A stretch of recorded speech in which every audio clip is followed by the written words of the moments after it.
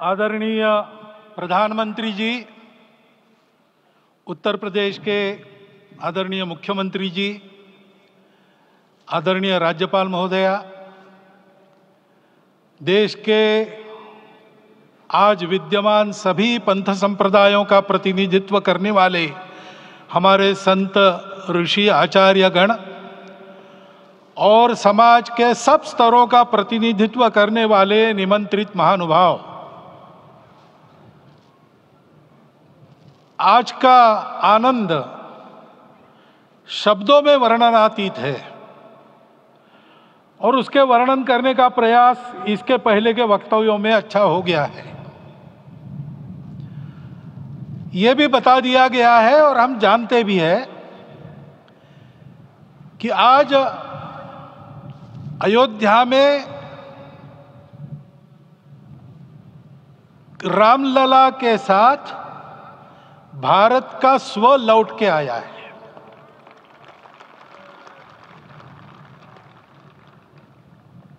और संपूर्ण विश्व को त्रासदी से राहत देने वाला एक नया भारत खड़ा होके रहेगा, इसका प्रतीक आज का कार्यक्रम बन गया है।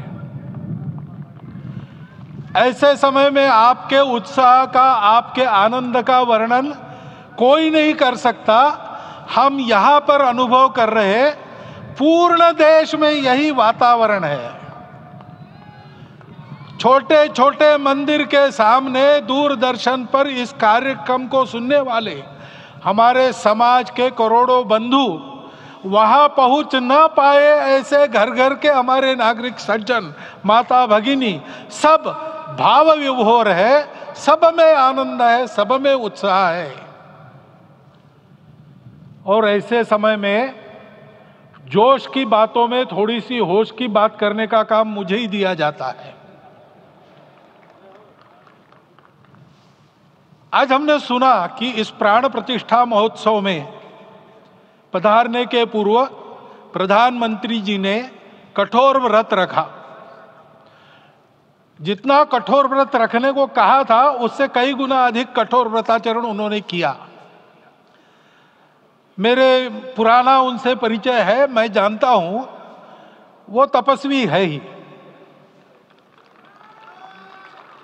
परंतु वो अकेले तप कर रहे हैं, हम क्या करेंगे। अयोध्या में रामलला आए, अयोध्या से बाहर क्यों गए थे? रामायण में क्यों गए थे बाहर? तो अयोध्या में कलह हुआ। अयोध्या उस पुरी का नाम है जिसमें कोई द्वंद्व नहीं, जिसमें कोई कलह नहीं, जिसमें कोई दुविधा नहीं। वो हुआ 14 वर्ष वनवास में गए। वो सब ठीक होने के बाद दुनिया के कलह को मिटा के वापिस आए। आज रामलला वापस फिर से आए हैं 500 साल के बाद। जिनके त्याग, तपस्या, प्रयासों से ये सोने का दिन आज हम देख रहे, सुवर्ण दिवस देख रहे, उनका स्मरण प्राण प्रतिष्ठा के संकल्प में हम लोगों ने कहा, आपने सुना होगा, स्मरण किया। उनकी तपस्या को, उनके त्याग को, उनके परिश्रम को शत बार, सहस्त्र बार, कोटि बार नमन है। रामलला के यहां इस युग में आज के दिन फिर वापस आने का इतिहास जो जो श्रवण करेगा वो राष्ट्र के लिए कर्मप्रवण होगा और उसके राष्ट्र का सब दुख दैन्य हरण होगा। ऐसे इस इतिहास का सामर्थ्य है। परंतु उसमें हमारे लिए कर्तव्य का आदेश भी है। प्रधानमंत्री जी ने तप किया, अब हमको भी तप करना है। राम राज्य आने वाला है, वो कैसा था? दैहिक दैविक भौतिक तापा, राम राज नहीं कहु व्यापा। सब नर करहि परस्पर प्रीति, चलहि स्वधर्म निरत श्रुति नीति।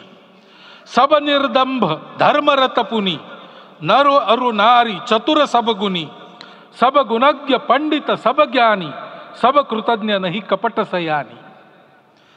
राम राज्य के सामान्य नागरिकों का जो वर्णन है, हम भी इस गौरवमय भारतवर्ष की संतानें हैं। कोटि कोटि कंठ उसका जयगान करने वाले हमारे हैं। हमको इस प्रकार के व्यवहार को रखने का तप आचरण करना पड़ेगा। हमको भी सारे कलह को विदाई देनी पड़ेगी। छोटे छोटे परस्पर मत रहते हैं, छोटे छोटे विवाद रहते हैं, उसको लेकर लड़ाई करने की आदत छोड़ देनी पड़ेगी। आखिर है क्या? ये बात बताई, वो सामान्य नागरिक कैसे थे? निर्दंभ, प्रामाणिकता से आचरण करने वाले, केवल बातें करने वाले नहीं और बातें करके उसका अहंकार पालने वाले नहीं थे। काम करते थे, आचरण करते थे और अहंकार नहीं था। ऐसे वो थे और धर्मरत थे। यानी क्या थे? इस पर कठिन भाषा में प्रवचन बहुत लंबा हो सकता है, लेकिन थोड़े में धर्म के जो 4 मूल्य जिनकी चौखट पर धर्म है, ऐसा श्रीमद् भागवत में बताया है, सत्य करुणा शुचिता तपस, उसका आज हमारे लिए युगानुकूल आचरण क्या है? तो सत्य कहता है कि सब घटों में राम है, ब्रह्म सत्य है, वही सर्वत्र है। तो हमको ये जानकर आपस में समन्वय से चलना होगा, क्योंकि हम चलते हैं, सबके लिए चलते हैं, सब हमारे हैं, इसलिए हम चल पाते हैं। और इसलिए आपस में समन्वय रखकर व्यवहार करना, यह धर्म का पहला जो पैर है, सत्य, उसका आचरण है। करुणा दूसरा कदम है, उसका आचरण है सेवा और परोपकार। सरकार की कई योजनाएं गरीबों को राहत दे रही, सब हो रहा है, लेकिन हमारा भी कर्तव्य है, ये सब समाज बांधव हमारे अपने बंधु है। तो जहां हमको दुख दिखता है, पीड़ा दिखती है, वहां हम दौड़ जाए, सेवा करें, दोनों हाथों से कमाएं, अपने लिए न्यूनतम आवश्यक रखकर बाकी सारा वापस दे, सेवा और परोपकार के माध्यम से। यह करुणा का अर्थ आज है। शुचिता पर चलना है, यानी पवित्रता होनी चाहिए। पवित्रता के लिए संयम चाहिए, अपने को रोकना है। सब अपनी इच्छाएं, सब अपने मत, सब अपनी बातें ठीक होंगी ही ऐसा नहीं, और होगी तो भी अन्यों के भी मत है, अन्यों की भी इच्छाएं हैं। और इसलिए अपने आप को संयम में रखते हैं तो सारी पृथ्वी सब मानवों को जीवित रखेगी। गांधी जी कहते थे, earth has enough for everyone's need but it cannot satisfy everyone's greed. तो लोभ नहीं करना, संयम में रहना और अनुशासन का पालन करना, अपने जीवन में अनुशासित रहना,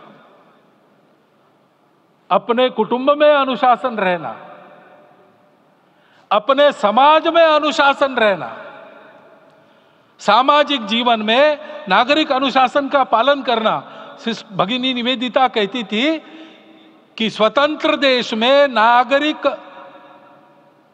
संवेदना रखना और नागरिक अनुशासन का पालन करना, यही देशभक्ति का रूप है। इससे जीवन में पवित्रता आती है। और तपस का तो मूर्तिमान उदाहरण आपके सामने आज दिया गया। व्यक्तिगत तपस तो हम करेंगे, सामूहिक तपस क्या है? संगच्छध्वम संवदध्वम सम वो मनांसी जानता। हम साथ चलेंगे, बोलेंगे आपस में, उसमें से एक सहमति का संवाद निकालेंगे, एक ही भाषा बोलेंगे, वो वाणी मन वचन कर्म समन्वित होगा और मिलके चलेंगे, अपने देश को विश्व गुरु बनाएंगे। ये तपस हम सबको करना है। 500 वर्षों तक अनेक पीढ़ियों ने लगकर परिश्रम करके, प्राणों का बलिदान देके, खून पसीना बहाकर आज ये आनंद का दिन सारे राष्ट्र को उपलब्ध करा दिया। उन सब के प्रति हमारे मन में कृतज्ञता है। मैं यहाँ बैठता हूँ तो मेरे मन में विचार आता है कि मुझे बिठाया, मैंने क्या किया। वो तो जो उन्होंने किया उसका प्रतिनिधि भी मुझे बनाया गया है, उस प्रतिनिधि के नाते मैं ये अवदान स्वीकार करता हूं और उन्हीं को अर्पण करता हूं। परंतु उनका ये व्रत हमको आगे लेके जाना है।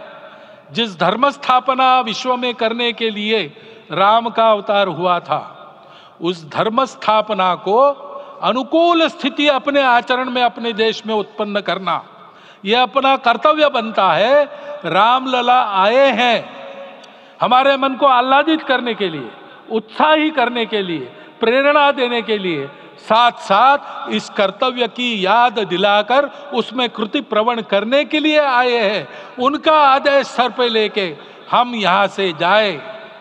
सब लोग तो यहाँ आ नहीं सके, लेकिन वो सुन रहे, देख रहे। अभी इसी क्षण से इस व्रत का पालन हम करेंगे तो मंदिर निर्माण पूरे होते होते विश्व गुरु भारत का निर्माण भी पूरा हो जाएगा। इतनी क्षमता हम सबकी है। इसका मैं एक बार स्मरण देता हूं, आप सबको धन्यवाद देता हूं और मेरे 4 शब्द समाप्त करता हूं।